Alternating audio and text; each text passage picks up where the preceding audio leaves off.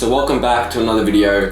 Today's tutorial is super quick, but it's a super helpful effect that you can apply to your videos inside of Premiere Pro. If you've ever color graded something inside of Premiere Pro, chances are after you exported it, you were quite disappointed with what the final product looked like. Premiere Pro has a real tendency to just destroy your colors once you export. It just makes them look really desaturated and washed out, and just nothing like they looked while you were editing the project. But not to worry, in this video I want to share a one-click fix I found about 2 months ago that literally solves everything. It's so easy. I don't know why I never found it earlier, and I don't know why more people don't know about it. So all you need to do before this video starts is download the LUT that I've left in the description.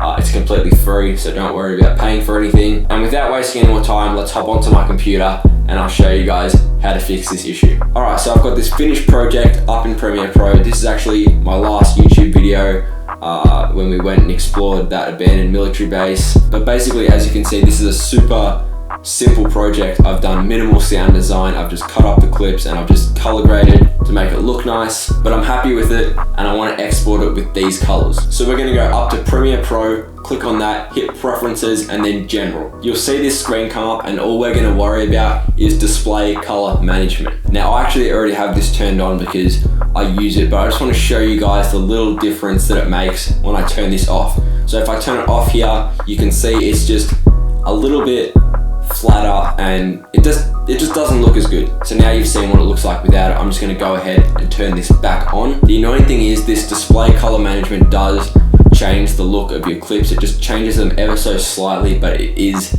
a difference. So you do need to make sure you color grade with this turned on. And if you are turning this on after you've color graded a video, you are going to need to go back and just tweak it that little bit to make it look how it looked before again. Basically just get it back to how you liked it. Okay, so now we've done that and we've color graded our clips and got them to a point that we like. I'm going to go up to File, Export, and then Media. Now these export settings obviously depend on where this video is going and what sort of file size you want, but I'm just putting in what I use for my YouTube videos. I'm happy to deal with a larger file size if it means it's going to be better quality. So my exports usually end up somewhere in between like 6 to 10 gigabytes, which is not too bad, but if your computer can't handle it, obviously, you know, you've got to compensate. But once you've dialed all those settings in, you've named it whatever you want to name it, and you know where you're saving, we're going to come over here and hit Effects. You'll see this first box is this Lumix Look/LUT.